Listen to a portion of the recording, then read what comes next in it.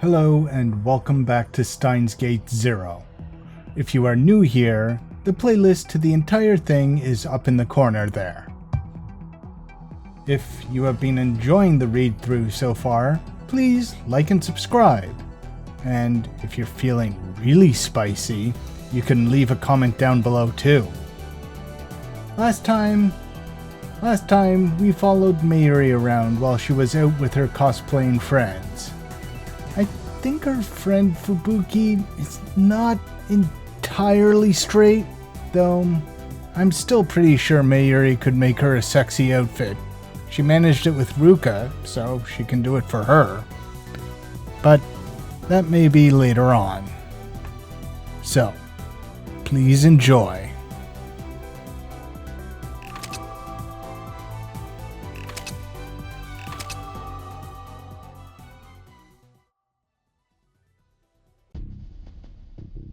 Fubuki-chan. Huh? Kaede was standing next to her, looking worried. What's wrong? I'm sorry. It's nothing. It's not nothing. Is there something going on with Mayuri-chan? Please tell me. Even after Kaede asked, Katsumi wasn't sure she should tell her. There was no way she would believe it anyway. You were more hyper than usual today. It felt really forced. You noticed. Of course I did. Katsumi and Kaede had known each other for 2 years. Since their ages were so different, they treated each other as an older and younger sister. So at times like this, Kaede was really sharp. Kaede didn't talk much, but that meant she paid a lot of attention to the people around her. Part of it was also that Katsumi wasn't good at hiding things. She just couldn't lie to Kaede no matter what. She gave up and decided to say it. Mayuri. Yeah? She's going to die. What do you mean? Katsumi remembered the nightmares and the things she kept seeing, no matter how much she didn't want to. I have these dreams. Dear God, if she saw all the deaths Okabe went through. Dreams? They started in summer, I think. Every night I have dreams about Mayuri dying. Every time you and I are there crying and crying, but there's nothing we can do. Yeah, at least Okabe had something he could do, even if it felt helpless at the end. He could still do something. They would be completely blindsided. Especially because one of the latest ones was so... an accident is one thing, but just to have Mayuri's heart give out all of a sudden, that's one of the most helpless you could feel ever. That's one of the deaths that sticks with me, I think. The one where he brings Luca along to Kamima and her heart just gives out suddenly for no reason. The one I had last night was the worst. Oh, yep. Mayuri just collapses right in front of us, and she stops moving. Okadin-san is screaming and holding her. He's screaming so loud. What happened to me? Why do I keep having these dreams? Calm down, Fubuki-chan. It's probably just because you're tired. Girl, that is the worst thing you could possibly say, thank you. Is it? Is it really? Yeah, but Kaede's never dealt with anything remotely like this either. You saw Mayuri-chan today. She was fine, right? Yeah, but being fine won't help her survive getting hit by a train, which she just went off to go get on a train, so she is justifiably worried. Kaede gives Katsumi a gentle shoulder hug. So, it's okay. Yeah, this is about the best thing she could say, honestly, because this is all the context she has. Yeah. But someone having essentially what sounds like an anxiety spiral about the safety of one of their friends, the best thing you could possibly do is say, look, she's right there, she's fine. Yeah. But girl needs therapy. Yeah. I don't want Mayushi to die. That's impossible. It won't happen. Okabe won't let it happen. Ever? I mean, it'll happen eventually, honey. Not if Okabe has anything to say about it. Ever. Like, I remember thinking, one of the things I remember thinking Okabe might think is, a world without Mayuri is a world not worth existing. And that's why he was so willing to twist the timeline into knots to save her. Exactly. Just trying to... 80-year-old Okabe going through the damn timelines trying to save her from dying of old age. Yeah. Oh, okay. Yeah, well... Also, they have the AI memory thing, so I bet Okabe would have her downloaded into a computer as soon as she was getting old, type of thing. Maybe so. We'll see where that goes to the end of the story. I don't know how sustainable it would be. Kaide's words made Katsumi calm down a little. She was glad to have an older friend like this. Anyway, it's just your imagination. There's no way something that awful could happen. The scary thing is, it could happen. Like... It could. It very much could. An undiagnosed heart condition or... Or just an aneurysm. That happens more often than you would like to think. Yeah. Just a brain aneurysm will suddenly take someone out for no reason. Her hand squeezed Katsumi's shoulder tightly. Being held like this made Katsumi feel a lot better.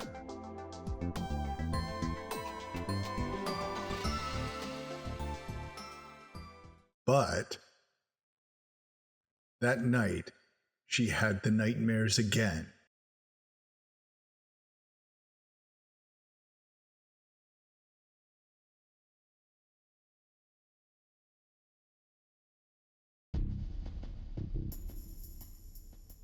Amane Suzuha was about to run out of patience. The cause was the young man in the room with her, her father, Ishida Ataru, also known as Daru.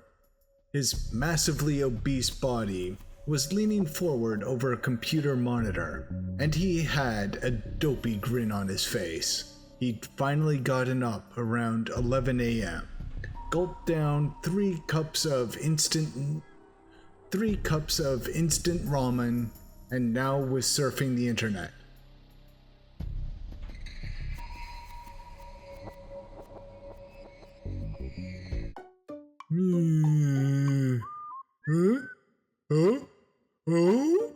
What? Wait, normies must die be and Pentherinon are husband and wife? Nobody told me about this. And wait, his handle is Normies Must Die, but he's a normie? He's got a wife! That's not fair! I thought he was on the side of us loners. This means war! It's trolling time! Whoa, Abjano and Twibbo are already pissed off! That's the default state of those 2 sites. I missed the boat! I need to go back and look at the timeline again! Dad. Yes? That's what Suzuha called her father. It's who he was, after all. So, there was nothing else to call him. Suzuha was a time traveler from the year 2036, and 7 years from now, he would become her father. Stop screwing around. All you ever do is lie around and eat, or look at the internet, or play video games. Sounds about right. I'm jealous. We don't have an apocalypse to go through, buddy.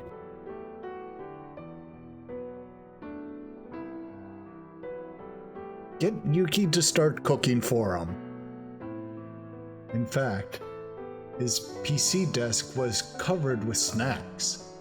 She cleaned it regularly, but it never seemed to make a difference. And I keep telling you to exercise, but you never do. Suzuha realized she was complaining more than usual, but she had to say it anyway. At this rate, in the future... And then she realized that Ataru wasn't even listening to her. His eyes were fixed on the computer monitor. He'd moved his mouse out of sight, but she could still hear him clicking it. Listen to me! Suzuha approached her father from behind and put the hairspray can she'd been hiding up to his neck.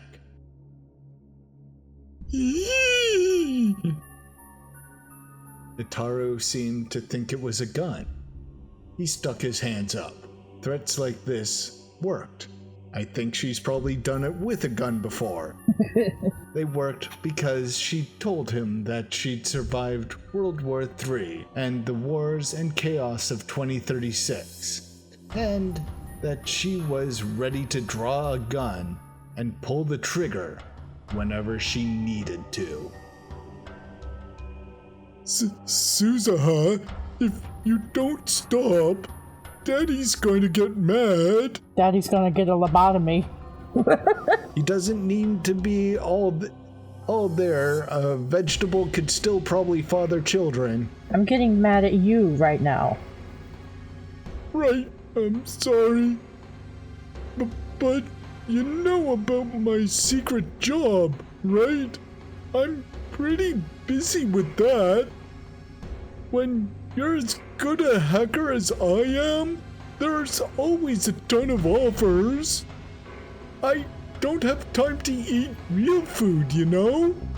And there's the time difference with overseas clients, so sometimes I'm like up all night.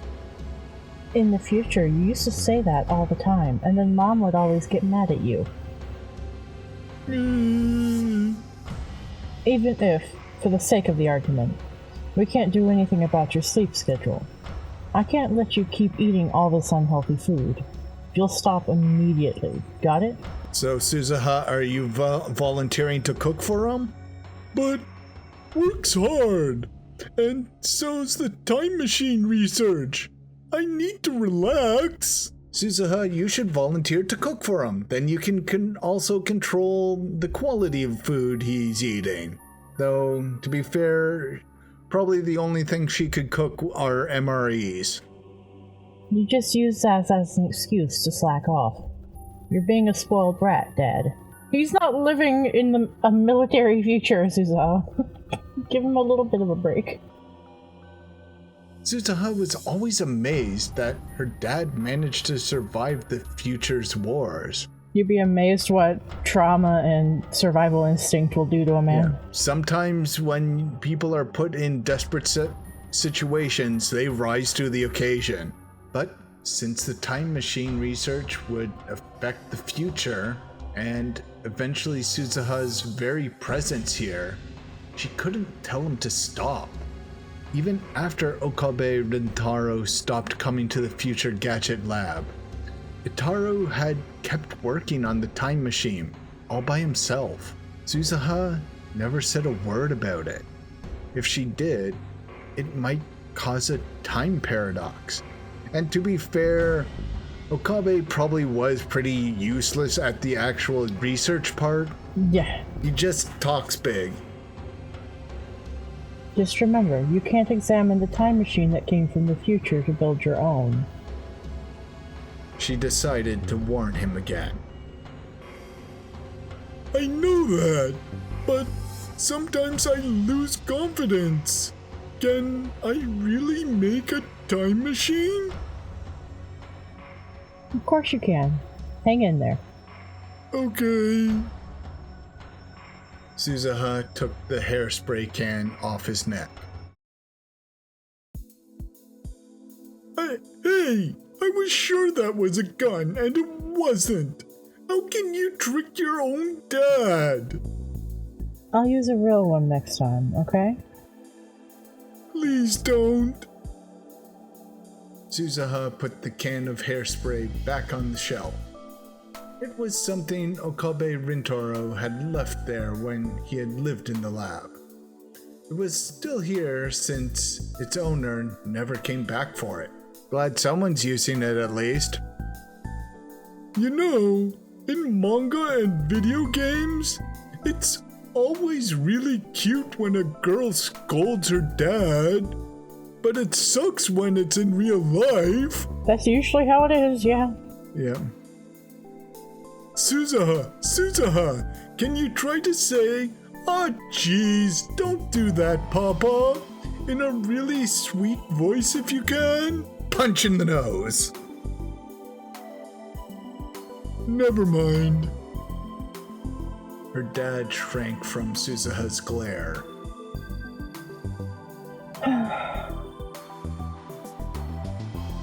Suzuha sighed loudly and dropped herself onto the sofa.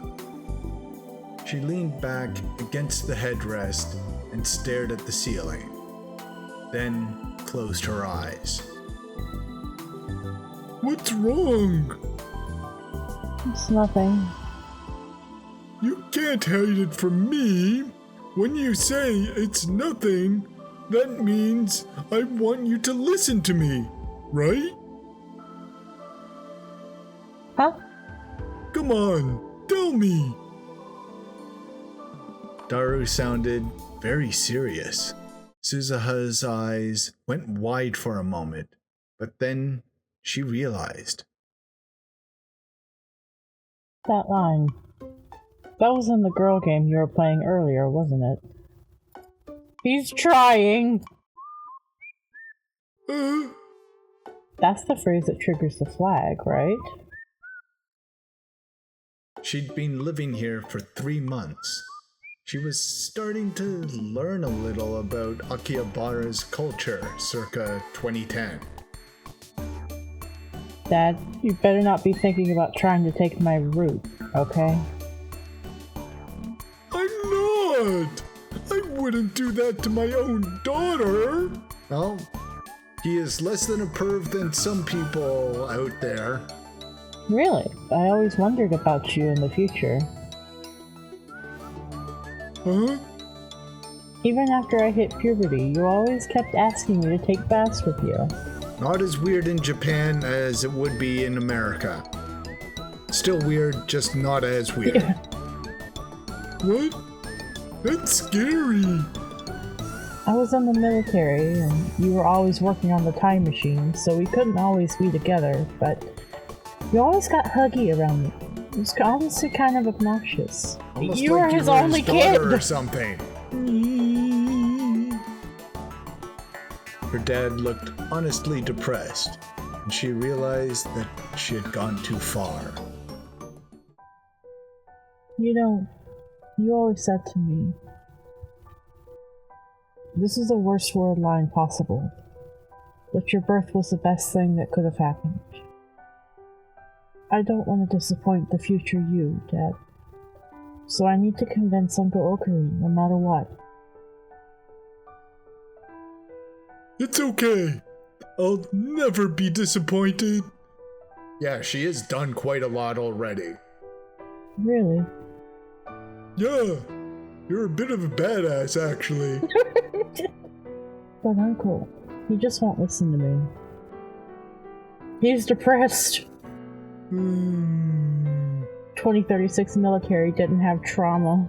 Or they had so much trauma, his doesn't register. He's not going back to the past like this. He won't rescue Makise Kurusu. And he won't reach Steins Gate. Steins Gate. That was the name of the mysterious world line her dad had told her about in 2036, where World War III might not occur. Leading Okabe Rintaro to that world line was her mission. But right now, it wasn't going well. Suzuha had come to 2010, and just like the mission had called for, she'd succeeded in sending Okabe Rintaro to July 28th.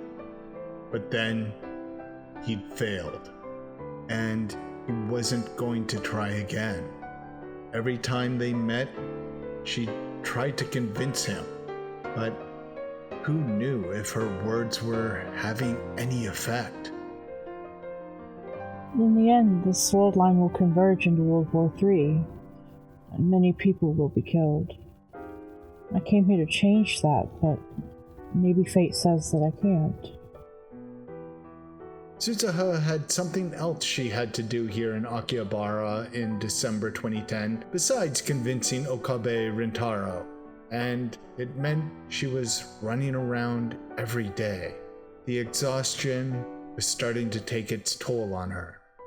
During the war, she'd been able to keep herself sharp at all times, and this level of exhaustion wouldn't have meant anything. The relaxed atmosphere of 2010 was actually making her realize how tired she was. She was feeling very sleepy right now, actually. She was surprised at how willing she was to fall asleep in such an undefended position. But she didn't think she could beat the temptation. And then, suddenly, she felt something extremely cold on the back of her neck.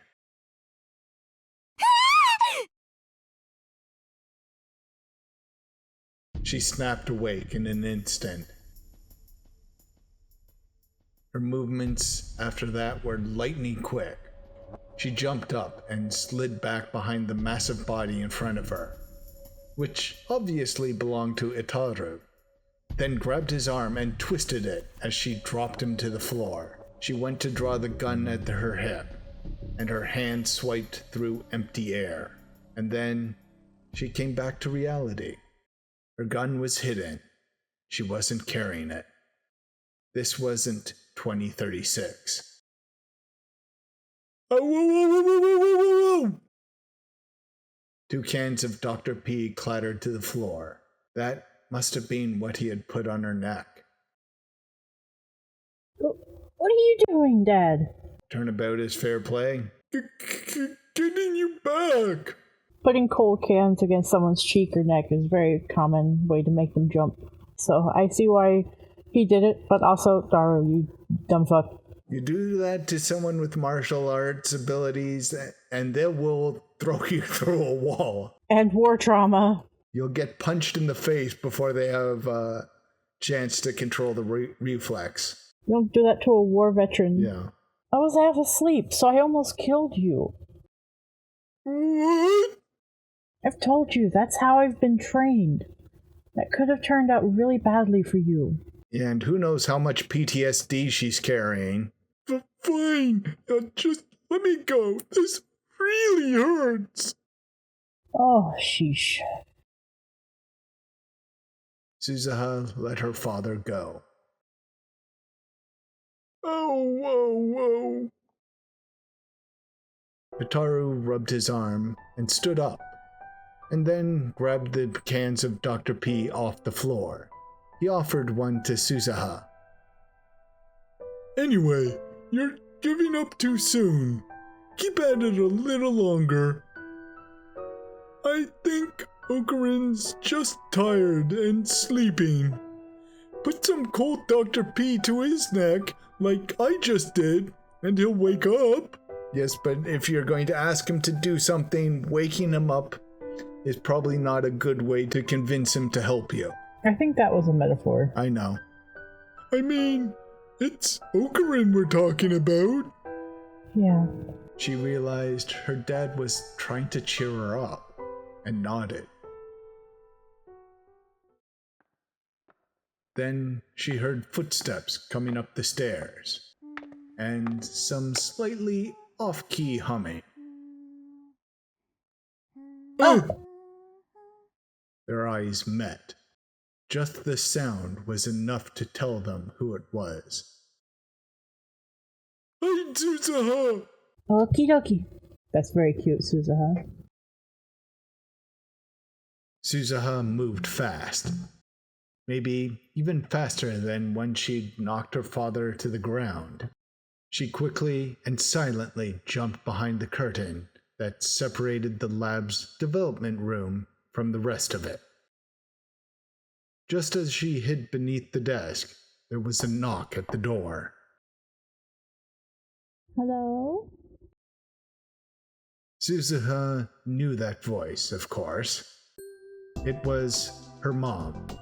She could tell from the noises he was making that her dad was panicking. There was another knock. Mayuri-chan? Yeah, I guess they would want to... No, she's seen Suzuha, so... Well, that might have been what shocked Mayuri so much that she knew about her. They may have been trying to hide her. Yeah. Right, I'm coming. Oh my, no, just hearing Yuki at the door and he's coming. Itaru went to open the door. Suzuha took a deep breath and concentrated her mind. She remembered the time she'd spent 3 days and 3 nights on a battlefield with no food and nothing to drink, constantly aiming her rifle at the target. She erased any trace of her presence that could give her away. Her breathing started to become shallow. Dad, don't screw this up, okay? Amanishi, you're meeting Mayushi today? Itaru came back into the room with a girl. Yeah. We were supposed to practice cooking together. She could hear plastic bags rustling. She must have brought the ingredients. Mayushi's not here yet. And probably letting these two interact, and Mayushi's intentionally late. I see. Maybe I'm a little too early. Amane Yuki. Just as the name Amane suggested, she was Suzuha's mother in the future. In other words, the two of them in the other room were supposed to get married. Assuming a lot, but sure. Well, judging by the taking your mother's name, I'm guessing they didn't. Yeah. Or marriage wasn't really a thing because World War III, so it was a common law kind of marriage. Yeah. Well, if you two were supposed to meet, I'm sure she'll get here eventually, right? Can I wait here? Of course. You're going to be cooking here, right? Yeah. I hope you'll do some taste testing for us, Hashida-san. I don't know if I want to eat Mayushi's cooking. That's a fair point. That's a fair point. Oh, she has a little 3 mouth. Don't worry, Mayuri-chan's gotten a lot better lately. Now that's why Itaru is always on guard around her.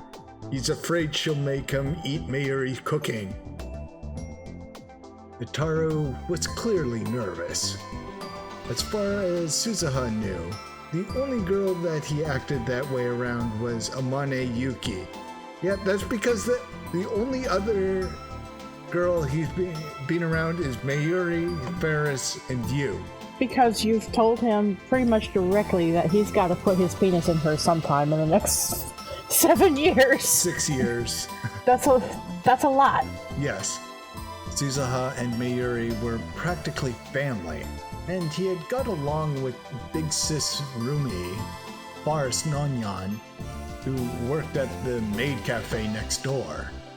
So it wasn't that he didn't know how to act around girls. Yeah, but he's known her for what? A couple months? He's known the others for much longer. Like I said, it's different. Yeah. Girls and someone that you need to flirt up in order for someone else to exist. Yeah. That's a lot of pressure. That's a lot. Especially if you know and like the person who is going to start existing because of it. Mm-hmm. But for some reason, he always acted different when she was around. She told him that Yuki would be his wife someday. There's your problem. No pressure. It was too late to do anything about it now, but maybe that was a mistake, she thought. Is your sister not here today? Yeah. I see. Ashida Ataru's sister was none other than Suzuha herself. So they are going with the She's family. Well, not if it's... Then why would she have suggested that earlier? That was weird. Well, you know, 4chan and incest. Yeah, but that's not something a normie girl, which, considering how they act about Daru, they're pretty normally. She's a cosplayer. Yeah, but I'm thinking about how they acted. Well, she might not think that way, because she likes him. Yeah, and also he's quote-unquote a pervert, so she might be thinking along those lines type of thing. Cosplay girls are also perverts, let's be clear. Yeah, but he's calling himself a perverted gentleman, so yeah, that might be on her radar type of thing. Yuki had become friends with Mayuri and Ataru and began visiting more frequently, which meant that avoiding her was almost impossible. And so she was forced to tell Yuki that she was Ataru's little sister. But still, she wanted to keep contact to a minimum in order to keep Yuki from finding out somehow. That was why she was hiding. Oh, right. What do you think of this outfit? I just bought it. Okay, I'm pretty sure she's asking what his opinion is because she actually cares about his opinion because she likes him. So, more evidence. Yeah, girls don't ask that for guys they don't care about. Yeah.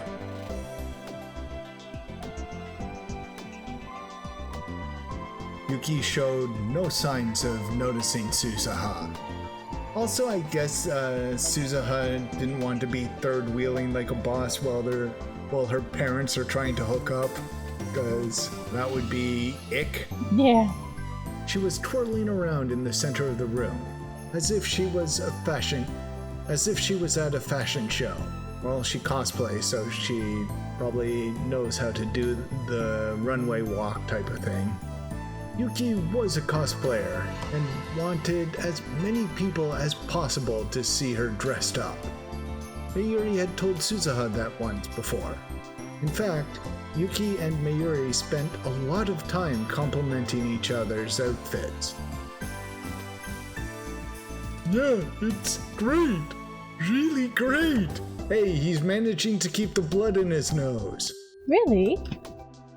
It's like, whoa, an angel for the win! Thank you. She would find that flattering. Yep. You should dress up too, Hachida-san. Just lose a tiny bit of weight and I think you'd look wonderful.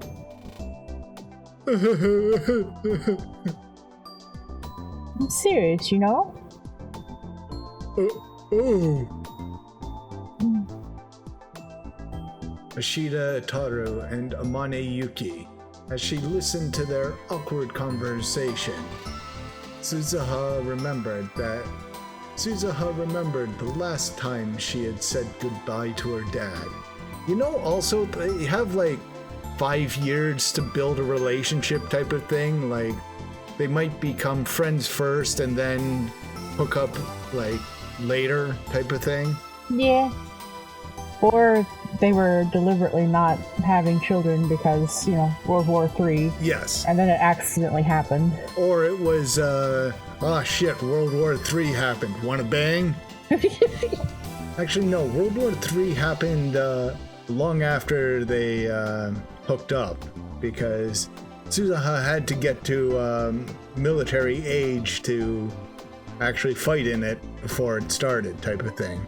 How long did they say that it was going on for? That's true.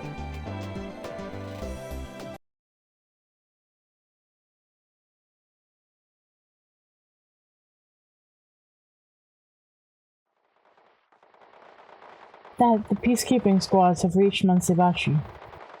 Which means it's only a matter of time until they find this place. I guess the false information I leaked didn't do us any good. Sorry. Yeah, I'm opening it up.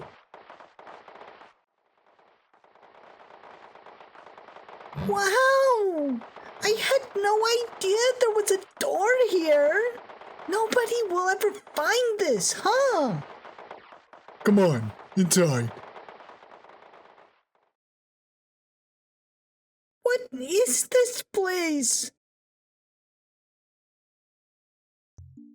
The room was almost totally empty and covered from top to bottom in soundproofing materials. And who is that kid? Who is that little? What? Wait. It looks like it could be Makise's daughter. But Makisa being dead is the reason this happened. Yeah, true. Not only were there no windows, there wasn't even a door to the hallway. The building they were in was once a symbol of old Akihabara, before it was almost entirely destroyed by an air raid during the last days of World War III. Only a few people knew about the secret room inside it. The biggest reason was its secret. The silhouette of what looked like a satellite sitting in the corner. Oh, this is the time machine, isn't it? This is the time machine? Kagari, it's dangerous, so don't get too close. Oops. I don't see any puns in the names that would give it away. Well, it's only one name, too. Yes, but, it isn't a meaningful... it doesn't seem like a name that Hoien Kyoma would give. Suzuha spoke to the little girl clutching Mayuri's hand. Most of the children in this era had skin inflammation somewhere on their body from all the radioactive rain, but she didn't. Her name was Shina Kagari. Okay, it's Mayuri's daughter, or sibling, or cousin, niece. Her registration form said she was 10 years old, but no one knew if that was true. She was an orphan who had lost her parents in the Tokyo air raids when she was a baby, and nobody even knew her birthday. The name Kagari had been given to her by Mayuri, who was working the child welfare center that had taken her in. That seems like a job Mayuri would do. Yeah. She took it from the word Kagaribi, meaning bonfire, in hopes that she would be a light even in these dark days. It had been 4 years since Mayuri had adopted her, and her name on the registration form had become Shina Kagari. Pretty, Mommy. Yeah, it is. Suzuha motioned for the Shinas to step back and put her right hand and right eye up to the time machine sensor. The biometrics check cleared and the hatch opened. Good job you didn't lose either of those. Yeah. She went inside and fastened herself into the seat. We've never done a man jump of this length before, but the technology is just fine. Just do it like the test jumps. Okie dokie. Suzuha began to flip switches, working her way through the startup procedures. She'd practiced it hundreds of times in preparation for this day. The faint rumble from the machine began to get louder. According to the data, the spot we're in now is the roof of the old Radican. There's a gap of about a meter, so when you land, there's going to be an impact. Roger. The time machine could move through time, but not space.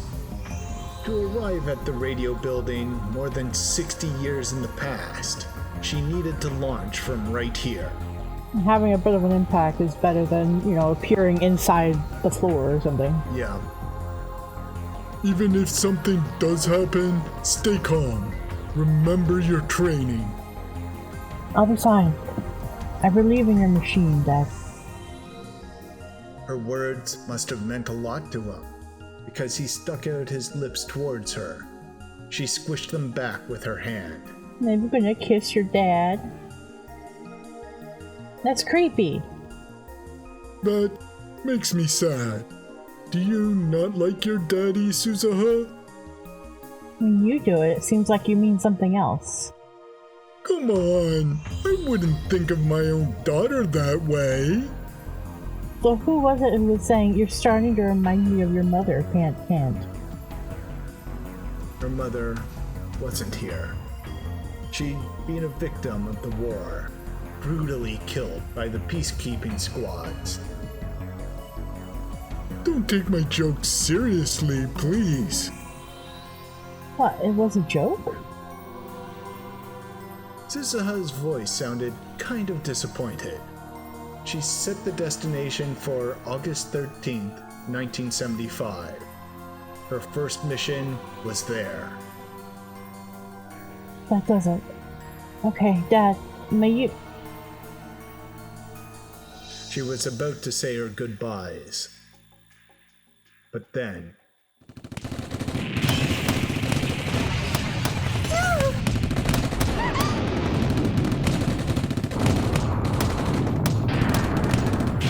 That was from the roof. They're coming in. Damn it, they're faster than I thought. Suzuha drew her gun from her holster. She was about to get out of the time machine, but her dad stopped her. No, just go. But you'll...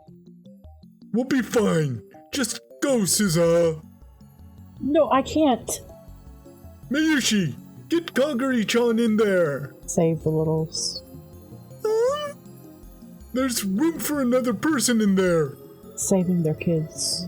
Yep. Mayuri and Suzuha's father picked up the stunned Kagari and stuffed her into the time machine. Suzu-chan! Suzu-chan! Take care of Kagari! Okay. If Suzuha's mission succeeded, the world line would be rebuilt, and it was likely the present Kagari would cease to exist. It might have been pointless to send her, but even so, mother wants her child to live. That's how Suzuha's mom was too. Mommy? Kagari finally seemed to understand what was going on. She called out to her mom. No, I don't wanna. I don't wanna go. It's okay, Kagari-chan! Suzu-chan's with you, okay? No, I wanna go with you. If you go to the past, you'll see the old me. I'll be a lot younger than I am now. I bet you'll be surprised. Mayuri handed Kagari a tiny keychain. It looked old. It may have been brightly colored green once, but now it was completely faded. Is that her Upa? Is that the one that they Yep. got? Oh my goodness. This is Mommy's Upa keychain. I'm giving it to you. Take good care of it, okay? Once it was pressed firmly into Kagari's hand, she stepped back. Mayuri was smiling, but weeping at the same time. No, I don't wanna go. I wanna stay with you, Mommy. No! Kagari, be quiet! Kagari fell silent immediately. Even Suzuha had never heard Mayuri use that tone of voice. That's how harshly she scolded her daughter.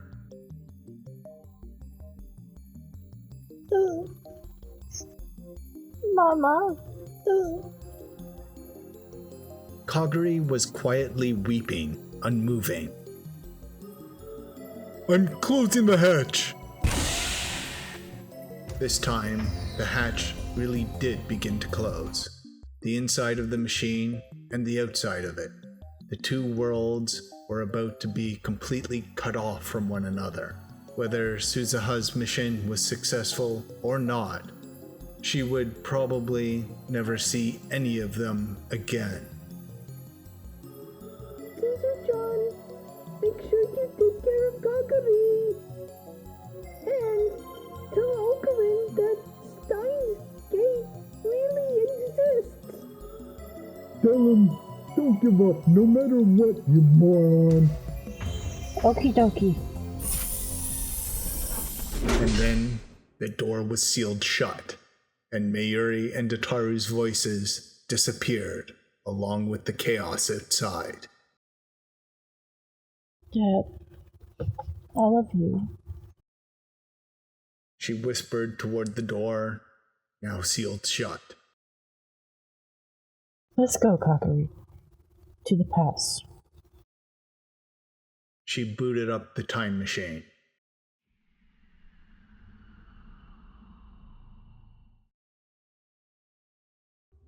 Still focusing away from me. Could it be? No. Are you afraid of the power I hold and are trying to impede my reunion? No.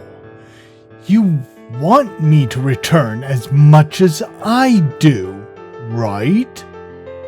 Or are you a double agent there, Alpaca-man? You may stand mute there, yes, but perhaps those hooves of yours could type a response? Or is that too much to ask of the life forms on the other side of the screen there?